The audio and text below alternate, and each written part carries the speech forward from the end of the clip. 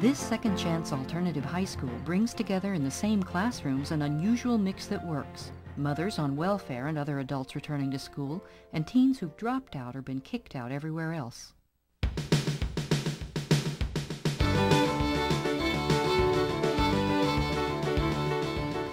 When I had my first kid, I was in high school, in fact, in the 9th grade, and so I had to end up dropping out of high school, and then I started getting bogged out in depression and bills and que sera, sera. So it seemed like I was just going nowhere, so I just made it up in my mind, I'm going back, I'm not going to stop regardless. The GED is great, but, you know, somehow that just gives you an extra push when you have that DIPLOMA. If you just have just a little bit of determination, I mean, they're going to motivate you. When we got in the classroom with some of the so-called problem kids, you know, I just sat back and I listened. I realized that some of them were actually intelligent. So I said, well, maybe, you know, they haven't been given a chance. When they got in the classroom with the adults, they were like ganged up on, like, where is your respect, young man? What is wrong with you? One thing I have to say about Hamilton Terrace teachers, if you're feeling low, they're going to look at you and pull you aside and say, what's the deal? This ain't you. You ain't talking. Something wrong. I have a lot of favorites. One teacher in particularly, Miss Ramsey, she did not believe in sugarcoating anything. No. She has this witty sense of humor that is so just basic. It's to the point, raw. That's it. I do have dreams of being a teacher. I figured that you have to catch them while they're young to change that mind, to change that life, like they did for me. I would like to change the world. God knows I would. And I figured it only takes one person. And then I said, well, why can't that person be me? The Massachusetts Housing Finance Agency provides long-term mortgage financing to private developers of assisted living facilities for elderly individuals who, while frail, do not need nursing home care. 20% of the units are reserved for low-income seniors at risk of institutionalization. Every personality that you know about in your daily life is represented in an assisted living development. I guess the one thing that they probably have more than you and me is more fear about what's going to happen to them. The idea of being able to continue to live in your own apartment but have services available within the building that you live is, I think, tremendously powerful. I lived alone for so many years. I couldn't get out because the apartment wasn't situated for a wheelchair, and I couldn't go down steps.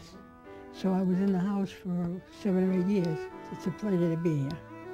When an elderly person is moving from the world that they've known their whole life, you want to create some kind of consistency, things that remind them of where they came from and also validate where they came from. Ellen and my Sheldon and Melvin arrange these pictures, and I get up in the morning and see my children. And there's my 50th wedding anniversary. To come here and just have people bend over backwards for you to make you happy.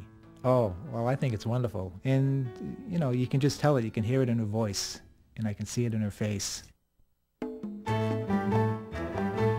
Hillsborough County offers managed healthcare services to uninsured citizens who are neither Medicaid nor Medicare eligible. With community support from business, medicine, and education, a half-cent sales tax provides funds for preventive primary care health clinics. How do you get someone with a sore throat, which can be a strep throat, into a clinic before they're in the emergency room? How do you keep people healthy? How do you do maternal care? This county, with all its diversity, stood up and they said, we are going to solve a problem. We set up a half-cent sales tax. In fact, if you purchased a drink today, you helped pay for health care under this new concept. For months, I went all over the county. I would stand up in front of groups and they would say, but this is taxation without representation. How can you do this, Phyllis? And I would say, next year I'm up for re-election. You can take me out, right? One morning I went in to see if they really worked. And I want to tell you, you see, America is standing in that clinic. You know how the doctors were in the old days? Well, that's how they treat you. You're not a number. And you're not treated like, oh, you're some poor person. Today, we actually have 15 clinics. We have saved somewhere in the neighborhood of $3 million or so already. Everything I ever believed about government and Hillsborough County came true. It's just a question of will, of energy and will and intelligence. And it all came together for the people of Hillsborough County. The Genesis program brings agencies together to work with pregnant teens before and after they give birth. Since Genesis, attendance at teen parenting programs has increased, more pregnant teens are finishing school, and the number of teens having second babies has decreased. The beauty of this program is that there are so many partners that as soon as a girl is identified by any agency in this county as being pregnant, she is referred to Genesis. Here we have an overwhelmed young lady, low self-esteem, great demands on the welfare department, on health and mental health. We met around a table. We had people from the schools, from mental health, from social services, from the police community. One of the best things we're able to do is hook them up with a resource parent. The resource parent explains it herself, saying, I've been there. You know, I was pregnant. I remember how tough that was. Some of these girls are kicked out of home, so we have to help them find housing, getting them back into school or a job training program. Make it 4. When I was 14, I ran away from home. So I ended up not finishing high school. Like when I was in labor, I missed finals. They do different topics, parenting skills, CPR, budgeting. One big thing for me was discipline. We talked about healthcare, how often you take your baby just to get a well check. My goal really is to get off welfare. I do want to make my life better for them. So when they grow up, they say, well, my mom did do something. I'm just real grateful because sometimes it's like you feel like you don't have a chance, you know what I'm saying? Project Quest has proven that the working poor can be trained and placed in high-wage jobs with secure futures. San Antonio, although a culturally diverse and in many ways vibrant and vital city, is also a very poor city. Everybody here works, but people work at poverty wages, at low wages. The city is 53% to 55% Mexicano. The question for us was, where is the vehicle to provide somebody training so that he or she can have a job which pays a decent wage, plus health care benefits, and that also has to be a career path. Project Quest was an issue of upgrading jobs, not training people to flip hamburgers.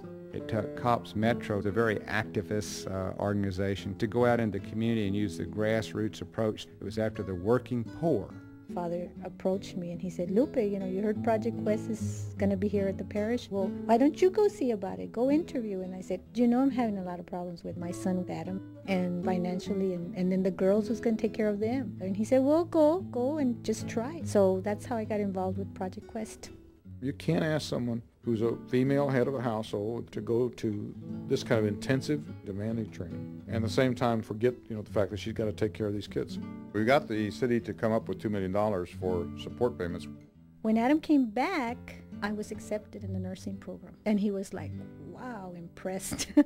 He gave me a card, and it said, you know, I'm real proud of you, and I know you can do it.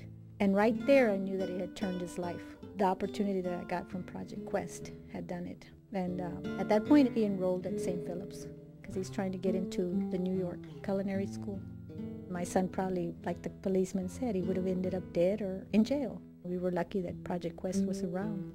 I go to work in my nice dresses with my matching shoes, and I wear a lab coat. I've never been treated like I'm treated now, and I don't want to forget who I am. That I was there once, and I'm going to be myself forever.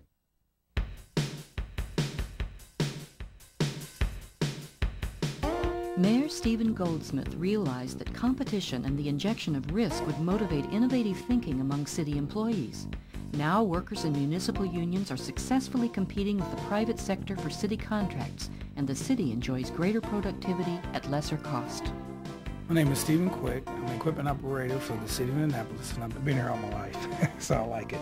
Under the old system, we knew how to do the work and everything, but no one would listen to us. With this competitive bidding that we call it, we have a larger, stronger voice. For years, we had been saying that if public employees are removed from the bureaucratic systems that stifle them, we can compete equally with any private vendor and we can do a better job at a lower cost. The mayor reacted to that. He was serious about really reaching out to the union and to be a partner in that process. So one of the messages that came through is, hey, you guys are in this together. So if the workers don't be successful, there won't be any managers either. Either we all win or we all lose. So it's no big eyes and little U's. Everybody's in it together. 3 years later, the people that do the work, the actual labor work,